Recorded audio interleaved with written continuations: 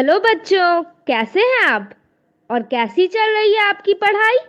ये तो बहुत अच्छी बात है कि हम लोग प्रतिदिन सुबह 9 बजे से 10 बजे अपनी कॉपी और कलम के साथ मेरा दूरदर्शन मेरा विद्यालय कार्यक्रम देखने के लिए तैयार रहते हैं, जहां क्लास 6 से 8 की पढ़ाई होती है और साथ साथ कुछ अन्य रोचक जानकारियां भी हमें मिलती हैं। कार्यक्रम में बताई जा रही इम्पोर्टेंट पॉइंट्स को हम नोट भी करते हैं ताकि बाद में उनका रिवीजन कर सकें। और हाँ बच्चों, एक बात और, हम लोग जो भी चीज़ें मेरा दूरदर्शन मेरा विद्यालय कार्यक्रम में सीखते हैं उसका अध्ययन अपनी किताब में ज़रूर करें। इससे उन चैप्टर्स को हम पूरी तरह समझ पाएंगे। तो बच्चों, आज है संडे यानी रविवार, और आपको तो पता ही है कि रविवार का एपिसोड कुछ खास होता है। तो आज हम लोग सबसे पहले जानेंगे चंपारण सत्याग्रह से जुड़ी बातों को। उसके बाद हम लोग समझेंगे मेंटल हेल्थ के बारे में काव्याल सेदानी के साथ। फिर तारा के साथ रहेंगे तैयार कोरोना से बचाव के बारे में जानने के लिए। और अंत में चलेंगे पटना का संजय गांधी जैविक उद्यान और देखेंगे जू शो। तो चलिए शुरू करते हैं आज का संडे स्पेशल क्लास शिक्षा और मनोरंजन के साथ। चंपारण सत्याग्रह की कहानी। पिछली बार हमने ये जाना कि जसौली पट्टी पहुंचने से पहले ही मजिस्ट्रेट ने गांधी जी को नोटिस दे दिया और उन्हें तुरंत मोतिहारी छोड़ने के लिए कहा गया, पर गांधी जी ने मना कर दिया और आदेश उल्लंघन के कारण अब गांधी जी को कोर्ट में जाना पड़ा। गांधी जी से कोर्ट में पूछा, आपका कोई वकील है? और गांधी जी ने उत्तर दिया, नहीं। सरकारी वकील ने मुकदमा पढ़कर सुनाया।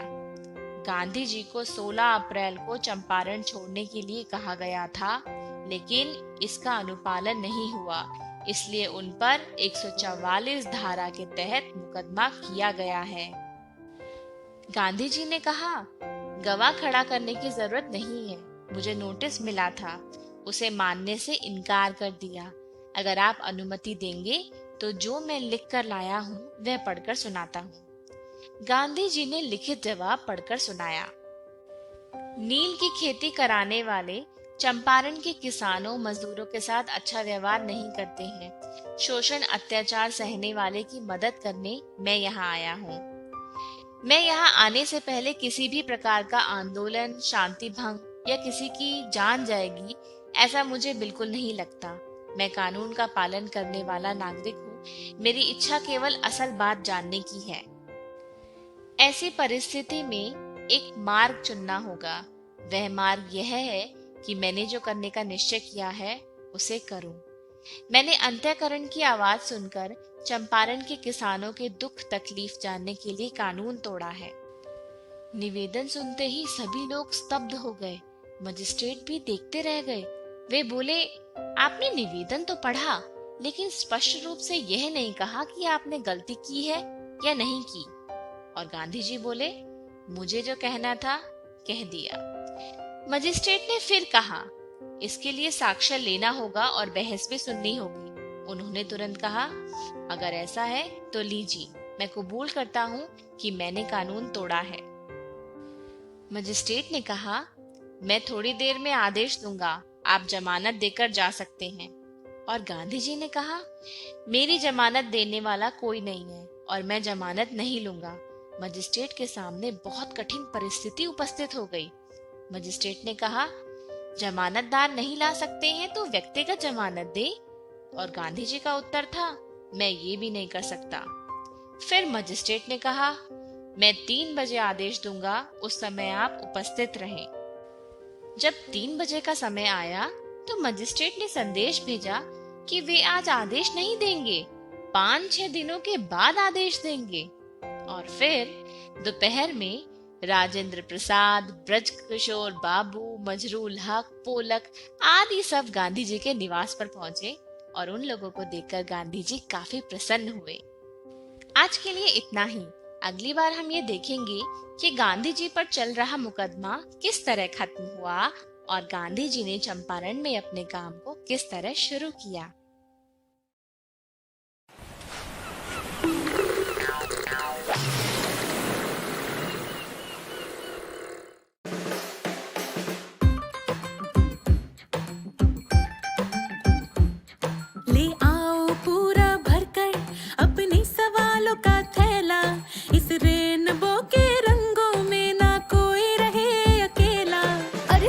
दिन तक भी जाने की चिंता को कहो बाय बाय। यूं घर में लगेगा भैया अब तो दुनिया भर का मेला। ये सारे अक्षरों का नंबरों का क्या है झमेला।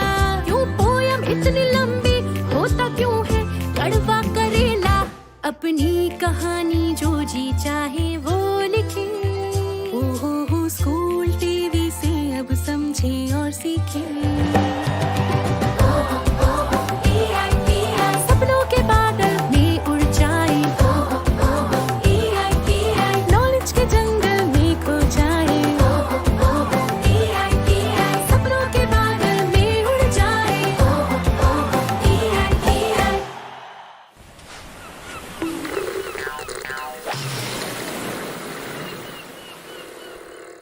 नमस्कार, मैं हूँ काव्या सिदानी और मैं एक काउंसलर हूँ। मैं आ रही हूँ आपसे मिलने रोज कुछ ऐसे नुस्खे लेके, कुछ ऐसी ट्रिक्स लेके जो आपको आगे बढ़ने में और बेटर सुपर पावर डेवलप करने में आपकी मदद करेंगी। मैं तैयार हूँ आपसे मिलने के लिए। क्या आप तैयार हैं?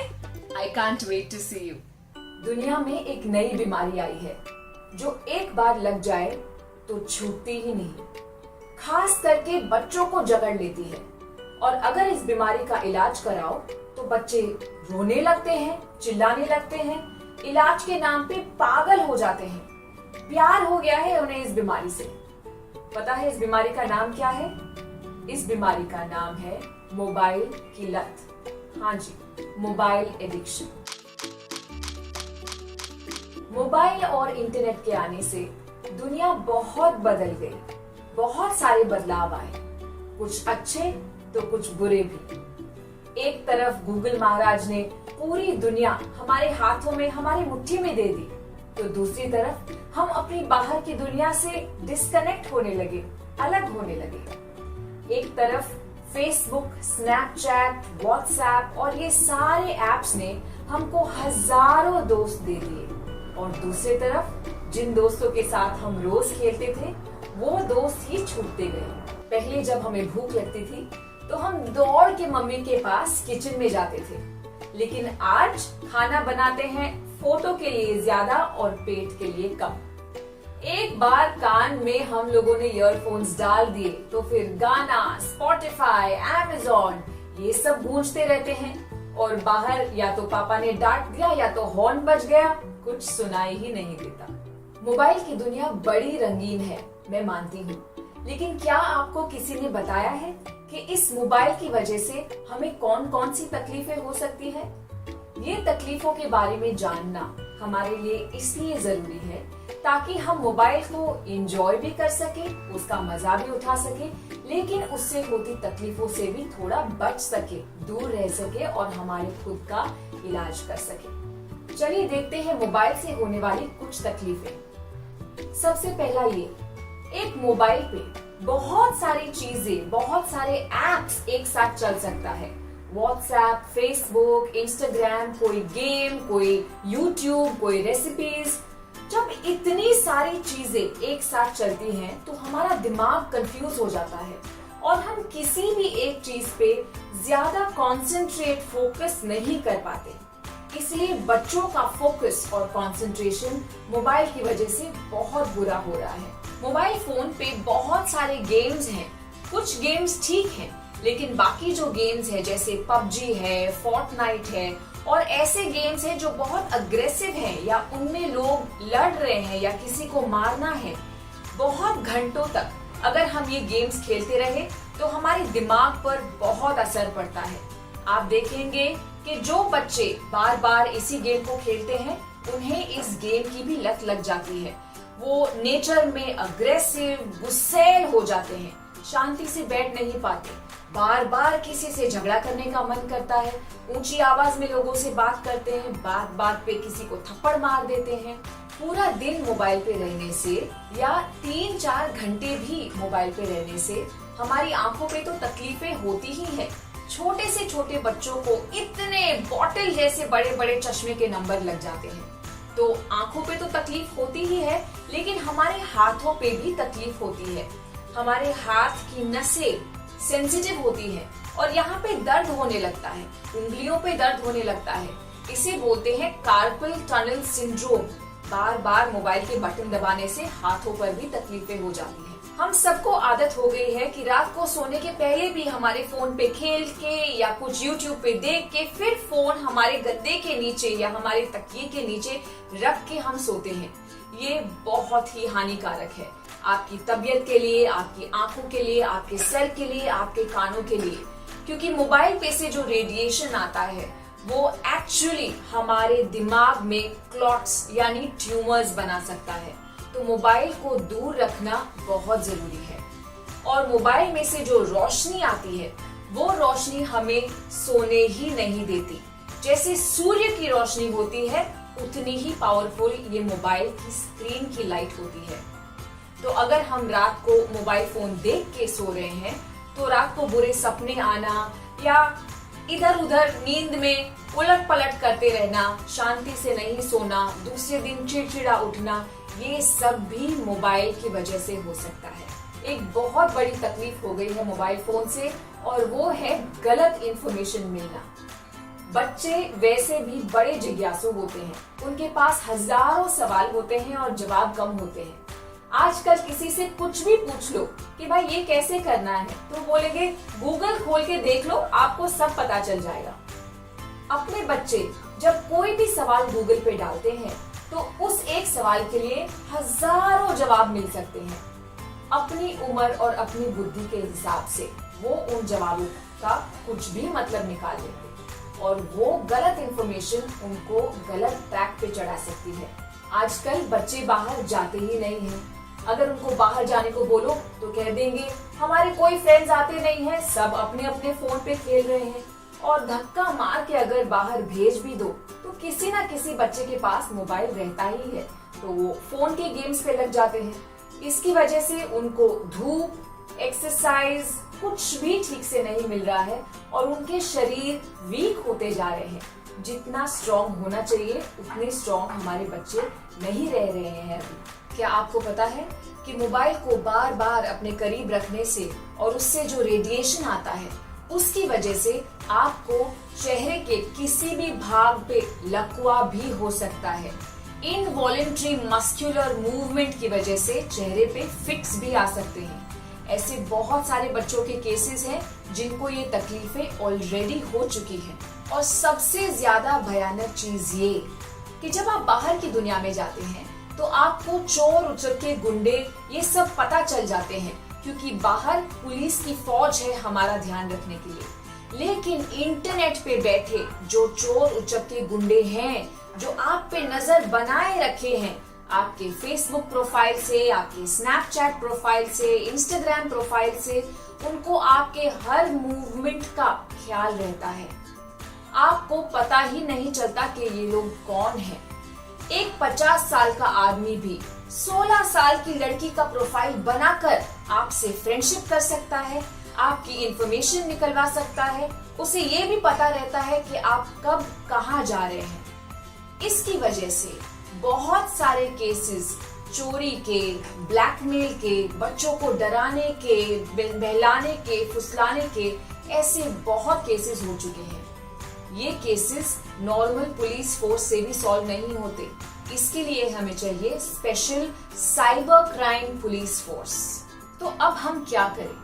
हम ये तो जान गए हैं कि मोबाइल की वजह से हमको कौन सी तकलीफें हो सकती हैं, लेकिन अब ये नहीं कह सकते कि आप मोबाइल को मत छुइए, मत खरीदिए, मत इस्तेमाल कीजिए, क्योंकि ये मोबाइल फोन हमारे जीवन का हिस्सा हो चुका है। हम ऐसी कुछ चीजें जरूर कर सकते हैं जिससे तकलीफ कुछ कम हो जाए और हम मोबाइल का मजा उठा सकें। सबसे पहला ये, अगर आप मोबाइल फोन इस्तेमाल कर रहे हैं तो अपने तकिए के नीचे या अपने गद्दे के नीचे उसे रखकर मत सोइए। उससे आते रेडिएशन से अपने आप को बचाइए। तो जब आप खाना खाते हैं और सोते हैं तब मोबाइल फोन को अलग कमरे में रख दीजिए। दूसरी चीज हमें ये भी करनी है कि 16 साल से कम उम्र के बच्चों को हमें हाथ में स्मार्टफोन नहीं देना है। अगर आपको मोबाइल फोन देना जरूरी ही लगे उनकी सुरक्षा के लिए तो बटन वाला सादा फोन दीजिए। हमारे बच्चों के शरीर और दिमाग इस रेडिएशन से निकलते हुए तकलीफों के लिए रेडी नहीं है। उनका कद, उनके मसल्स और उनका ब्रेन, ये तीनों के डेवलपमेंट पे बहुत नेगेटिव असर पड़ता है स्मार्टफोन के रेडिएशन की वजह से।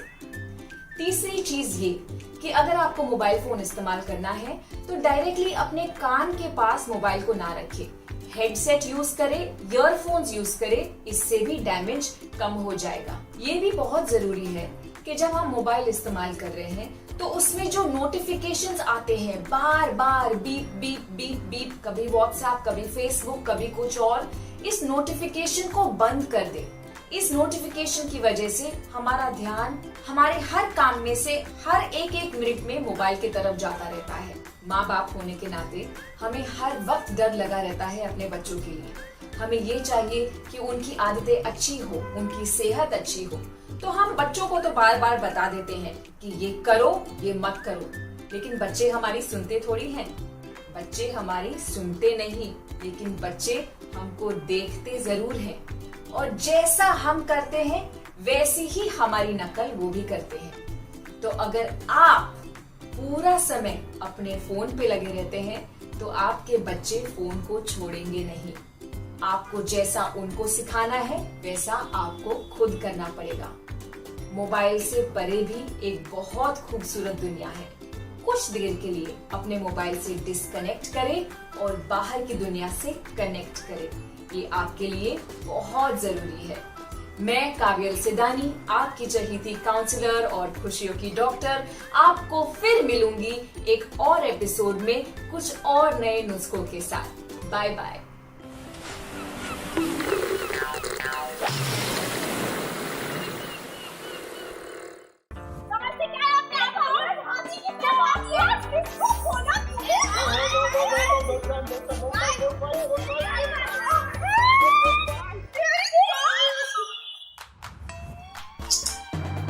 periodic table: hydrogen, lithium, beryllium, sodium, magnesium, hydrogen, beryl. Chemistry किसने बनाया यार? तुम्हारे मम्मी पापा का ड्रामा। वो सब ड्रामा यहाँ छोड़ के जाओ। ये सारे ड्रामा तुम्हें गुस्से में, डर में, एंजाइटी में फंसा के रखते हैं। तुम्हें तुम्हारे मन को शांत करने की जरूरत है बालिके। कैसे? बहुत आसान है। मेडिटेशन से, आंखें बंद करके, कुछ ना करने से, सिर्फ अपने ब्रीदिंग पे फोकस करने से। सिखाऊं? जी हाँ।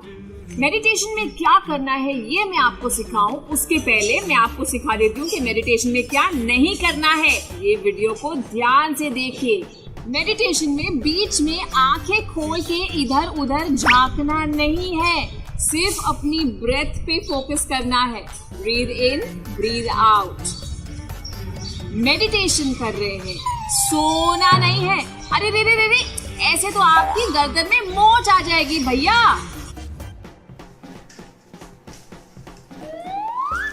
आपको अभी वक्त मिला था चिप्स खाने का, रखो इसे साइड पे, चुपचाप मेडिटेशन पे फोकस करो।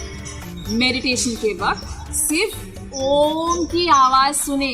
रॉकस्टार बनने का वक्त कभी और आ जाएगा। और ये तो बिल्कुल भी मत कीजिएगा कि एसी चला के, चादर ओढ़ के मस्त में घुस गए बेड के अंदर और मेडिटेशन के नाम पे खर्राटे मार रहे। क्या कर रही है? काव्य ने बोला था मेडिटेशन करने को, तो मैं मेडिटेशन कर रही थी।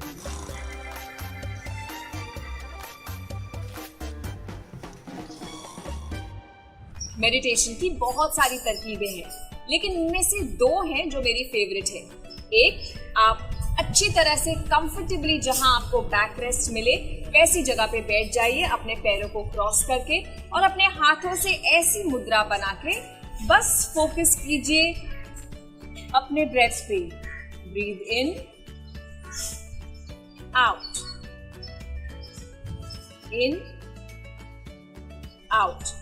और अगर इसके साथ आप 21 बार ओम बोल पाए तो nothing like it. It is the best thing for your concentration, for your peace of mind. कोई मिल गया का जादू के जैसे ओम ओम ओम ओम नहीं करना है। हमको ओम बहुत शांति से एक ही टोन में बोलना है, जैसे ये।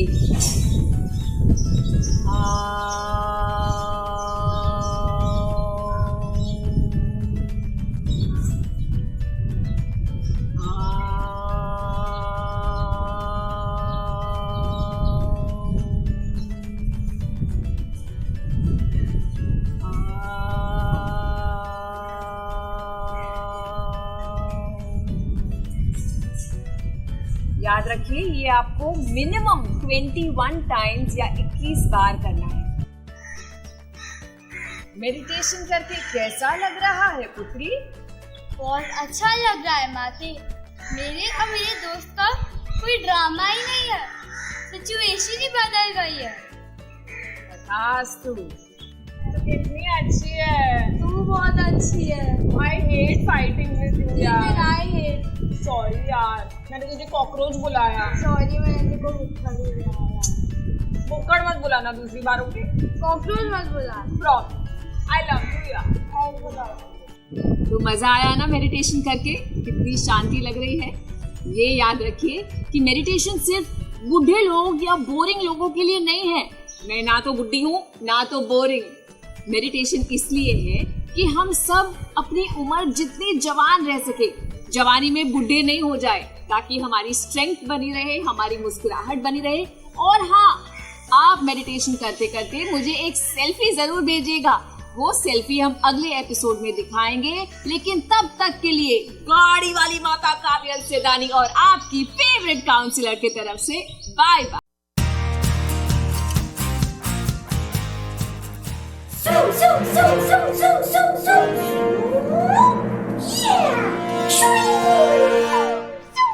तारा सुपर हीरो। तारा, तुम्हें सुपर हीरोज बहुत पसंद है ना? पापा, सुपर हीरोज मेरे फेवरेट हैं। सुपरमैन, पावर गर्ल, स्पाइडरमैन, क्योंकि वो दुनिया को बुरे लोगों से बचाते हैं ना। ये सब तो कॉमिक्स कहानियों के नकली सुपर हीरोज है तारा। असली सुपर हीरोज तो हमारे आसपास ही हैं। आसपास? कहाँ है अब्बा? इन असली सुपर हीरो से हम मिल सकते हैं क्या? बिल्कुल मिल सकते हैं तारा। मैं सुनाता हूँ इन सचमुच के सुपर हीरोज की कहानी। चलो अपने कहानी कॉर्नर। चलो।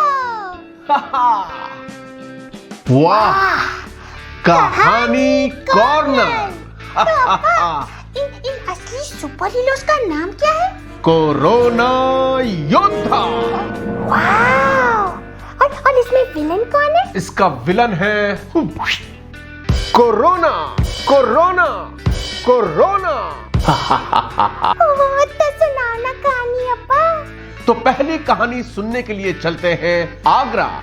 ये कहानी है डॉक्टर पीयूष जैन की। पर आगरा में हुआ क्या था अब्बा? कोरोना ने आगरा पर भी हमला बोल दिया था तारा। तो फिर पीयूष अंकल ने क्या किया? उन्होंने बिना आराम के लगातार कई दिनों तक सुबह से रात तक काम किया तारा, ताकि लोग कोरोना से बच सके। और पता है फिर क्या हुआ? क्या अब्बा? लगातार बिना ठीक से खाए सोए काम करने की वजह से वो पड़ गए बीमार।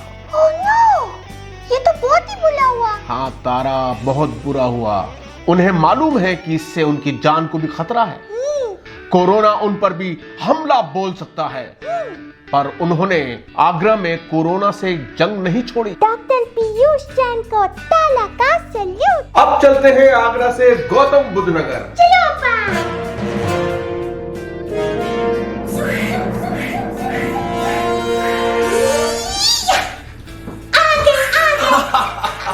यहाँ मिलते हैं दूसरे कोरोना योद्धा से, मिसेस वर्तिका गुप्ता।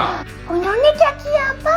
2 महीने से लगातार सोते जागते 24 घंटे वर्तिका जी कोरोना से प्रभावित लोगों का पता लगाने में लगी है। ये तो बहुत मुश्किल काम है ना? वही तो तारा, मुश्किल और भी बढ़ जाती है जब लोग सही जानकारी नहीं देते हैं। वर्तिका जी की 2 छोटी छोटी बेटियां हैं, एक 6 साल की और दूसरी 2 साल की। वो तो बहुत छोटी है अब्बा, उन्हें तो अपनी मम्मी की बहुत जरूरत है। हाँ तारा, पर कोरोना से लोगों की जान बचाने के लिए वर्तिका जी की ज्यादा जरूरत है। ठीक से ना सोकर, अपने ही बच्चों के पास ना रहकर वो ये सब करती है, क्योंकि वो हमारी सचमुच की सुपर हीरो है और उन्होंने ठान लिया है कि कोरोना को भगाना है। वर्तिका जी को भी ताला का सैल्यूट। अब मैं तुमको मिस्टर आर के दीक्षित से मिलवाने फिर से आगरा लेकर चलता हूँ। चलो पा। यस।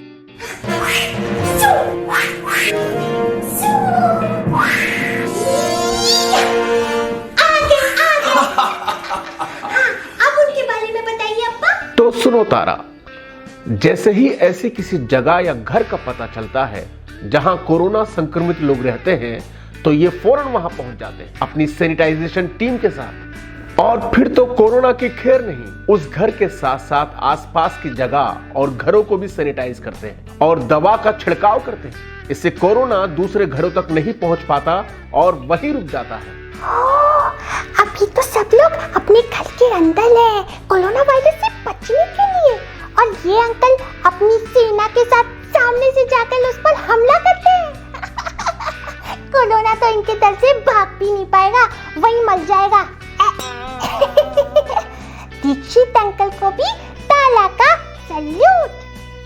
अप्पा, तो ये सब करने के लिए क्या कोरोना योद्धा के पास कोई जादू की छड़ी है? जादू की छड़ी नहीं, इनके पास है हिम्मत, जोश और दूसरों का जीवन अच्छा बनाने का जज्बा। तो क्या यही 3 कोरोना योद्धा है?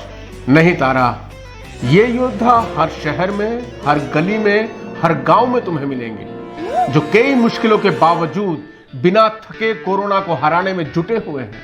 इन सारे कोरोना योद्धा को पूरे देश की तरफ से थैंक यू। जब है इतने सारे योद्धा, तो कोरोना की हार तो पक्की है। हाँ, धो डालेंगे हमारे योद्धा कोरोना को।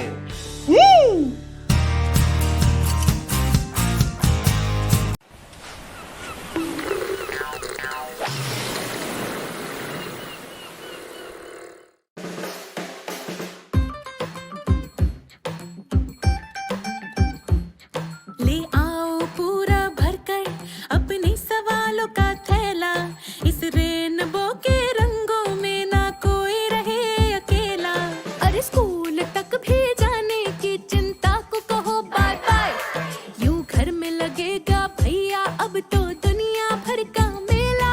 ये सारे अक्षरों का, नंबरों का क्या है झमेला, क्यों पोयम इतनी लंबी, होता क्यों है कड़वा करेला।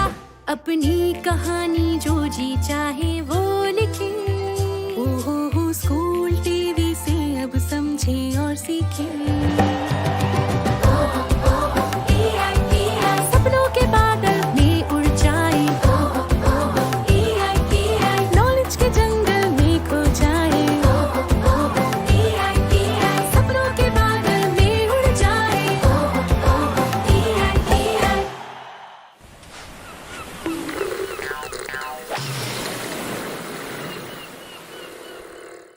हेलो, नमस्ते। मैं हूँ काव्या सिद्धानी, आपकी फेवरेट काउंसलर और आपके खुशियों की डॉक्टर। और आज मैं सुनाने वाली हूँ आपको एक कहानी, लेकिन सिर्फ कहानी सुननी नहीं है, इसमें एक पासवर्ड है। वो पासवर्ड आपको ढूंढना है और उस पासवर्ड से हम कुछ और चीजें करेंगे आगे। तो थोड़ा सा ध्यान देंगे, अटेंशन लगाए रखेंगे तो आपको वो पासवर्ड मिल जाएगा। रेडी? ये कहानी आपने शायद पहले सुनी होगी, लेकिन इसमें इस बार थोड़ा सा ट्विस्ट है। तो एक लड़का था, उसका नाम था अलादीन। वो ज्यादा काम वाम कुछ करता नहीं था, घूमता फिरता था इधर उधर। एक गर्लफ्रेंड थी उसकी, जिसको पटाने में लगा रहता था। एक बार वो उसकी गर्लफ्रेंड के पास गया और बोला, गर्लफ्रेंड प्लीज मुझसे शादी कर लो। और गर्लफ्रेंड ने बोला, तेरे पास ग्रेजुएशन की डिग्री है? तो बोला, नहीं, मैंने तो पढ़ाई पूरी नहीं की। तो फिर उसने पूछा, तेरे पास जॉब है? नहीं, अभी तक तो जॉब भी नहीं है। फिर पूछा, गाड़ी है? नहीं, ये कारपेट है, चलेगी? तो बोली, कारपेट से काम नहीं चलेगा। घर है क्या? तो बोला, घर भी नहीं है, लेकिन प्यार बहुत है मेरे दिल में तुम्हारे लिए। तो गर्लफ्रेंड ने बोला, चल बुड़बक, तेरे प्यार का क्या मैं अचार डालूं? पहले खजाना ढूंढ के लेके आ, मुझे सेटल कर, फिर मैं शादी करूंगी। अब अलादीन हो गया रिजेक्ट और नाराज और थोड़ा सा गुस्सा भी आया उसको। तो वो गुस्से में ऐसे टहल के जा रहा था एक गार्डन में बैठने को, और रास्ते में आया उसके कुछ कबाड़। तो गुस्से में पैर से लात मारी उसने कबाड़ को, और कबाड़ से क्या निकला? कबाड़ से निकला एक जादुई चिराग, और जादुई चिराग में से निकला एक जीनी। बहुत सारा धुआं निकला और फिर उसमें से निकला ये जीनी। अब अलादीन ने उस जीनी को देखा, अपनी आंखों को ऐसे रब किया और बोला, ए, तो जीनी है ना? तू वही है ना जो सबकी विशेष ग्रांट करता है? तो जीनी ने बोला, कौन है बे तू? क्यों मेरी नींद खराब की इतने टाइम के बाद? तो अलादीन ने बोला, यार एक मुश्किल है, मेरी गर्लफ्रेंड मान नहीं रही है, एक घर दे देना प्लीज, एक घर देना मुझे। तो जीनी बोला, मुफ्त में घर दे दूं? तुम्हारे पास है क्या कि तुम घर संभाल पाओगे? अलादीन ने बोला, तू तो मेरी सब विशेस ग्रांट कर देगा, मुझे जो भी चाहिए दे देगा, तो फिर मैं क्यों टेंशन करूं? तू है ना मेरे पास। जीनी ने बोला, भाई साहब ऐसे काम नहीं होता है, और ऐसे चीजें मांगने से मिलती भी नहीं है। पासवर्ड क्या है? कुछ चाहिए तो पता है क्या? अलादीन ने बोला, पासवर्ड? ये तो कभी मैंने सुना नहीं है, कौन सा पासवर्ड? 0000? जीनी ने बोला, चल फुट इधर से, 000 इनकरेक्ट पासवर्ड है। फिर उसने बोला, तो क्या पासवर्ड है? 1 2 3 4? जीनी ने बोला, ये भी रॉन्ग पासवर्ड है, तुम्हारे पास सिर्फ 3 ट्राई है, 3 ट्राई में अगर पासवर्ड नहीं मिला तो मैं वापस अंदर चला जाऊंगा और फिर बाहर नहीं आऊंगा। अब अलादीन परेशान, ये तो उसकी लॉटरी की टिकट थी, अगर अब उसने सही पासवर्ड नहीं डाला तो क्या होगा? ना घर मिलेगा, ना गाड़ी, ना गर्लफ्रेंड। इसलिए उसने बोला, ठीक है मैं सोच के आता हूँ। फिर अलादीन गया एक ज्ञानी गुरु के पास और उसने बोला, गुरुजी मुझे पासवर्ड चाहिए। तो गुरुजी ने बोला, कैसा पासवर्ड बच्चा? अलादीन ने कहा, एक सीक्रेट खजाना है मेरे पास, लेकिन वो पासवर्ड मांग रहा है, ये पासवर्ड क्या हो सकता है गुरुजी? गुरुजी ने बोला, मुझे तो खजाने का कोई काम नहीं है, इसलिए पासवर्ड जान के मैं क्या करूं, मुझे नहीं पता। अब अलादीन निकला वहां से निराश, अपसेट। अब कौन बताएगा उसे पासवर्ड? रोते रोते फिर से वो गया जीनी के पास और उसने जीनी को बोला, प्लीज यार प्लीज मेरी मदद कर दे, तू मेरा फ्रेंड है ना, तू मेरा दोस्त है ना, प्लीज 2 क्लू दे दे यार, मैं पासवर्ड कैसे ढूंढूं? तो जीनी ने बोला, सोचता हूँ। अलादीन ने बोला, भाव मत खा यार, प्लीज देख मेरी लाइफ का सवाल है। तो जीनी ने बोला, ठीक है 2 क्लू देता हूँ, 2 क्लू में पासवर्ड ढूंढ लेना। सबसे पहला क्लू ये कि ये ऐसा शब्द है हमारी भाषा में जो बोलने वाले को भी खुश कर जाए और सुनने वाले को भी। बताओ। अलादीन ने खुजाया सर और बोला, यार ऐसे तो बहुत सारे शब्द है, दिस इज नॉट इनफ, ये इनफ नहीं है, चल एक और क्लू दे दे। तो जीनी ने बोला, ठीक है, ये ऐसा शब्द है जो हम तब बोलते हैं जब हमें कुछ मनचाही चीज मिल जाए और हम खुश हो जाएं। अलादीन ने बोला, मनचाही चीज मिलने पर खुश हो जाए, ऐसा कौन सा शब्द है? कुछ समझ में आ रहा है आपको? सोचो, दिमाग पे जोर लगाओ। मनचाही चीज मिलने पे हम जब खुश हो जाते हैं तो हम क्या बोलते हैं? थैंक यू है क्या? अब जीनी के मुंह पे आई स्माइल और बोला, करेक्ट पासवर्ड दिस टाइम। चलो तुम्हारे लिए खजाना खोलता हूँ, लेकिन उसके पहले एक काम करना पड़ेगा तुम्हें। और अलादीन ने बोला, क्या क्या, जल्दी बोल, कुछ भी करूंगा तेरे लिए। अब जीनी ने बोला, अभी तक ऐसी 10 चीजें बताओ मुझे जिसके लिए तुम ऑलरेडी थैंक यू बोल सकते हो। अलादीन ने बोला, ऐसी कौन सी चीज है, मेरे पास तो कुछ भी नहीं है जिसके लिए मैं थैंक यू बोलूं। अब तक तो तुमने मुझे कुछ दिया ही नहीं। ये चीटिंग है जीनी, ये चीटिंग है। और जीनी ने बोला, मैंने दिया या नहीं दिया, तुमको भगवान ने क्या दिया, तुम्हारे मम्मी पापा ने क्या दिया। फिर अलादीन सोचने लगा, ऐसी 10 चीजें बतानी है उसको। क्या हो सकता है? तो अलादीन ने बोला, थैंक यू फॉर माई कपड़े। जीनी ने बोला, करेक्ट। दूसरा, अलादीन ने बोला, थैंक यू फॉर माई खाना पीना। जीनी ने बोला, करेक्ट। और thank you for my little झोपड़ा। अलादीन ने फिर से सही जवाब दिया और जीनी ने बोला, करेक्ट। ऐसी अब 10 चीजें लिखो। आप सबको भी लिखनी है वो 10 चीजें जिसके लिए आप ऑलरेडी थैंक यू बोल सकते हैं। जैसे मेरी 10 चीजें पता है क्या है? मेरी 10 चीजें ये है, थैंक यू कि मैं रात को अच्छे से सोई, थैंक यू कि मैंने आज सुबह बढ़िया सा नाश्ता किया, थैंक यू कि मैं आज आप सबसे बात कर रही हूँ, थैंक यू कि मुझे अपनी मनपसंद चीजें करने का मौका मिलता है मेरे काम में, थैंक यू कि मेरे 2 प्यारे प्यारे बच्चे हैं जो अच्छे और सुरक्षित हैं, थैंक यू कि आज मौसम कितना बढ़िया है, थैंक यू कि मेरी पढ़ाई पूरी हो चुकी है, थैंक यू कि मैं अपना फेवरेट प्रोग्राम टीवी पे देख सकती हूँ, थैंक यू कि मैं कभी कभी आइसक्रीम खा सकती हूँ, थैंक यू कि मेरे इतने सारे फ्रेंड्स हैं, थैंक यू क्योंकि मेरे मम्मी पापा मेरा इतना ध्यान रखते हैं। ऐसी आपके पास भी बहुत सारी चीजें होंगी जिसके लिए आप थैंक यू बोल सकते हैं।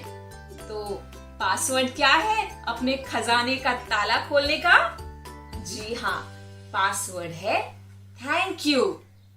ये कहानी अलादीन और जीनी की किताबों में जरूर है, लेकिन ये कहानी जिंदगी से आई है। पता है असली जिंदगी में हमारा जीनी कौन है? हाँ, असली जिंदगी में हमारा जीनी है भगवान, यूनिवर्स, ऊपर वाला, अल्लाह, जीसस या जो भी आपके भगवान हैं, ये आपके जीनी हैं। जरा सोचिए, ऐसी कौन सी चीज है जो वो आपको नहीं देते, लेकिन हम थैंक यू बोलना भूल जाते हैं। वो आपको सांस लेने के लिए हवा देते हैं, पीने के लिए पानी, खाने के लिए खाना, सोने के लिए घर, पढ़ाई के लिए स्कूल और टीचर्स, आपका ध्यान रखने के लिए आपके मम्मी और पापा, आपको खेलने के लिए आपके भाई बहन और इतने सारे दोस्त। लेकिन आपने कभी थैंक यू बोला? नहीं बोला ना? जब हम थैंक यू ज्यादा और ज्यादा बोलते जाते हैं, तब हमारे पास एक पावर आने लगता है कि जो भी हमको चाहिए वो हमको ज्यादा मिलता है, क्योंकि जितना हम थैंक यू बोले उतना हम खुश रहते हैं, और जितना खुश रहते हैं उतना ही फटाफट फटाफट हमारा खजाना हमारे लिए खुलता जाता है। आज आपके लिए एक होमवर्क है। आज से रोज आप ऐसी 10 चीजें लिखेंगे जिसके लिए आप ऑलरेडी थैंक यू बोल सकते हैं, और जब आप ये करेंगे तो वो लिस्ट हमें भेजिएगा, और उसमें से जो सबसे अच्छी लिस्ट होगी उसके लिए हम देंगे एक स्पेशल प्राइज। फिर से, आपका खजाने का ताला खोलने की चाबी क्या है? Thank you. आप जितना थैंक यू बोलेंगे उतना ही आपके लिए और बढ़िया बढ़िया चीजें दुनिया से आती जाएंगी। मैं फिर मिलूंगी आपको एक नई कहानी, एक नया नुस्खा लेकर कुछ दिन बाद। तब तक खुश रहिए, अपने सेहत का ध्यान रखिए। Bye bye. आप सभी बच्चों से यह अनुरोध है कि आप भी इस प्रतियोगिता में हिस्सा लीजिए और अपनी एंट्रीज को हमारे पास भेजिए। आप अपनी एंट्रीज हमें 3 तरीकों से पहुंचा सकते हैं। पहला, व्हाट्सएप द्वारा इस नंबर पर भेज सकते हैं। नंबर है 21961744 9321961744। दूसरा, आप हमें ईमेल भी कर सकते हैं इस मेल आईडी पे BEPCDDPROGRAM@gmail.com, या आप हमें डाक के माध्यम से भी अपनी एंट्रीज भेज सकते हैं इस पते पर। गुणवत्ता संभाग, बिहार शिक्षा परियोजना परिषद, शिक्षा भवन, राष्ट्रभाषा परिषद परिसर, सैदपुर, राजेंद्र नगर, पटना 800004। बच्चों, आपको अपनी एंट्रीज हमें इस प्रारूप में भेजनी है। सबसे पहले विद्यार्थी का नाम, फिर विद्यालय का नाम, उसके बाद कक्षा और एकदम अंत में जिला। इस तरह से लिखकर आप अपनी एंट्रीज हम तक पहुंचा सकते हैं। और याद रखें, आप हमें अपनी एंट्रीज आने वाले शुक्रवार शाम 6 बजे तक ही भेज सकते हैं। धन्यवाद।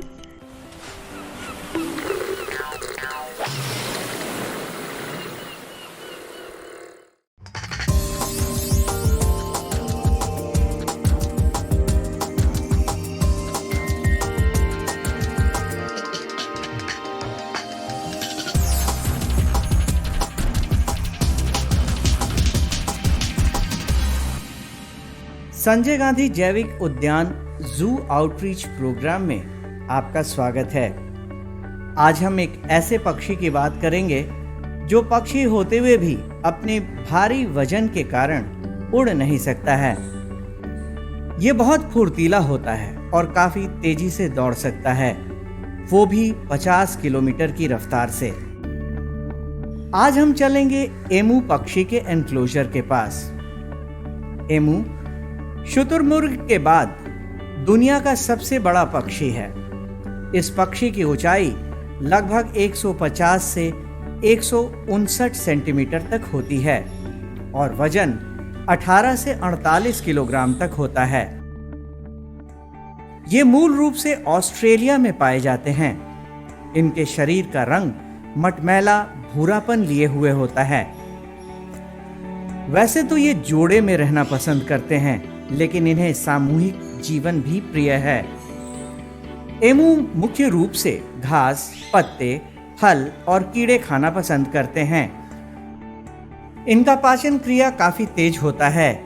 ये छोटे पत्थर, कंकड़ निगल लेते हैं और इसे ये अच्छी तरह से पचा भी लेते हैं। एमू पक्षी कई दिनों तक बिना खाए पिए रह सकता है।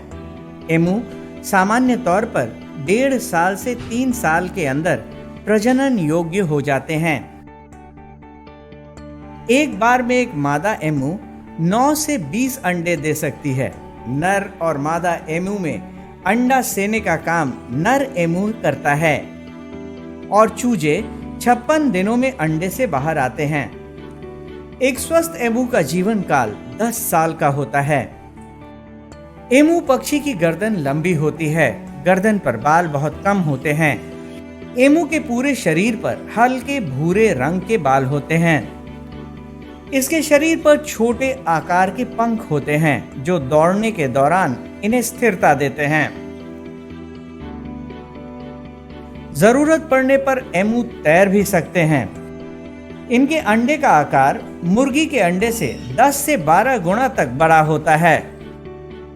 इनके पैर काफ़ी मजबूत होते हैं और जो इनके पंख हैं वो फ्लाइटलेस है, लेकिन ये अपने प्रोटेक्शन में और उसे फैला करके दूसरे में एग्रेसिव बिहेवियर के लिए इसका यूज करते हैं। इनका सबसे इंटरेस्टिंग एस्पेक्ट है वो इनका एग्स है। जो अंडे इसमें होते हैं वो हरे रंग के होते हैं, डीप ग्रीन कलर के अंडे होते हैं और इनका वजन लगभग 300 से 500 ग्राम तक होता है। पटना जू में अभी वर्तमान में इनकी संख्या 11 हो गई है। लास्ट ईयर भी 2 ईमू के बच्चे का सक्सेसफुली हैच हुआ है और वो यहाँ पे सरवाइव कर रहे हैं। इस साल भी 2 ईमू के बच्चे का हैचिंग हुआ है और अभी उसे नर्सरी में हम लोग देखभाल कर रहे हैं। ये मेनली यहाँ पर इन्हें खाने में पालक और कोर्स ग्रेन इत्यादि दिए जाते हैं, प्याज, अदरक, लहसुन, ये सब का मिक्सचर दिया जाता है ताकि इनका बैलेंस डाइट मेंटेन रहे। इसके अलावा इन्हें ओकेजनली इन्हें खाने के लिए सुपर मिल भी दिया जाता है, सुपर बग भी दिया जाता है, जो ये काफ़ी पसंद से खाते हैं, जो यहाँ रियर करके इनको दिया जाता है। इंडिया में बहुत से स्टेट्स में इनका फार्मिंग भी शुरू किया गया है, जो इनके एग्स और चिक्स के लिए या अलग अलग आइटम्स के लिए इनका फार्मिंग भी किया जाता है ऑस्ट्रिच के बाद। कैसोवरी ऑस्ट्रेलिया और न्यू गुआना में पाए जाने वाला एक न उड़ने वाला पक्षी है। शुतुरमुर्ग और एमू के बाद ये तीसरा सबसे बड़ा पक्षी माना जाता है।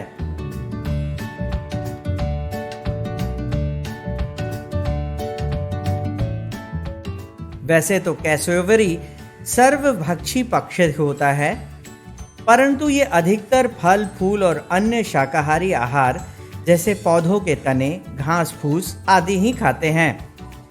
इसके अलावा ये कीड़े मकोड़े, मेढक, मछली, चूहा और अन्य रेंगने वाले जीवों को भी अपना भोजन बनाते हैं। कैसोवरी घने जंगल में भी 50 किलोमीटर प्रति घंटे के रफ्तार से दौड़ सकते हैं और 1.5 मीटर की ऊंचाई तक कूद सकते हैं। इनका औसत जीवन काल 60 वर्षों तक का होता है। ये 4 साल में प्रजनन योग्य हो जाते हैं और एक बार में 3 से 8 अंडे देते हैं। कैसोवरी की खास बात यह है कि ये भले ही उड़ नहीं पाते हैं, मगर बहुत आसानी से तैर सकते हैं। खूबसूरती ही इसकी बहुत सारी चीज़ बयां करती है। ये अनेक रंगों में मिलता है, नीला, लाल ये है। और संजय गांधी जैविक उद्यान के ये केज में सिंगल एकमात्र है प्रजाति। इसके गर्दन के पीछे और गर्दन पे एक विशेष प्रकार की हड्डी की संरचना होती है जिसे कास्क कहा जाता है। कैसोवरी के गर्दन के पास में एक मांस का बना हुआ रहता है, मांस का जैसा, वो एक पहचान इसकी अलग देता है, जो और पक्षियों से अलग पहचान है। और इनके पैर काफ़ी मजबूत होते हैं, जो इनके आत्मरक्षा में काम आता है। कैसोवरी की चोंच काफ़ी छोटी होती है और इनके रख रखाव में संजय गांधी जैविक उद्यान में काफ़ी ध्यान देना पड़ता है।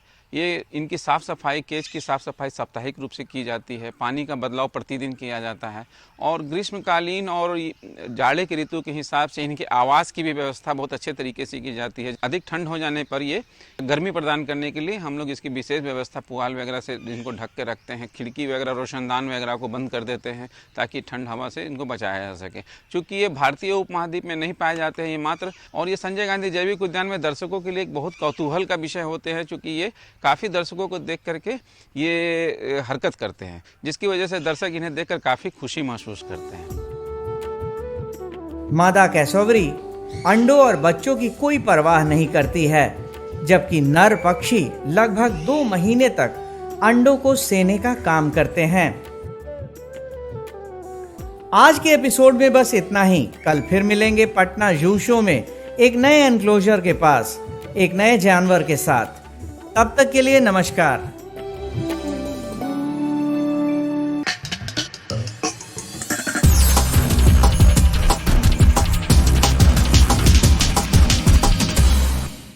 तो आशा करती हूँ बच्चों, आज के एपिसोड में आपने जरूर कुछ नया सीखा होगा।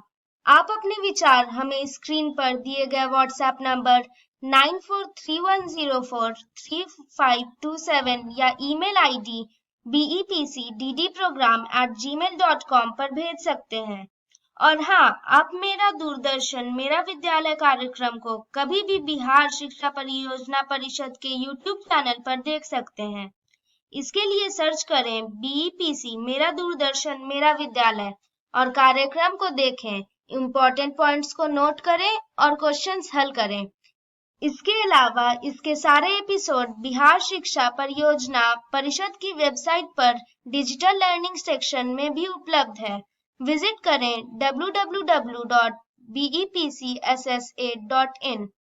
और आपको तो पता ही है कि आप खुद से लिखी कविताएं, कहानियां, पेंटिंग्स या इनके 2 से 3 मिनट के वीडियो भी हमें स्क्रीन पर दिए गए व्हाट्सएप नंबर या ईमेल आईडी पर अपना नाम, कक्षा, विद्यालय का नाम, प्रखंड और जिले के नाम के साथ भेज सकते हैं। हम चुने गए एंट्रीज को आने वाले एपिसोड में प्रसारित भी करेंगे। तो घर पर रहें, पढ़ते रहें, बढ़ते रहें। मिलते हैं अगले एपिसोड में। बाय बाय बच्चों।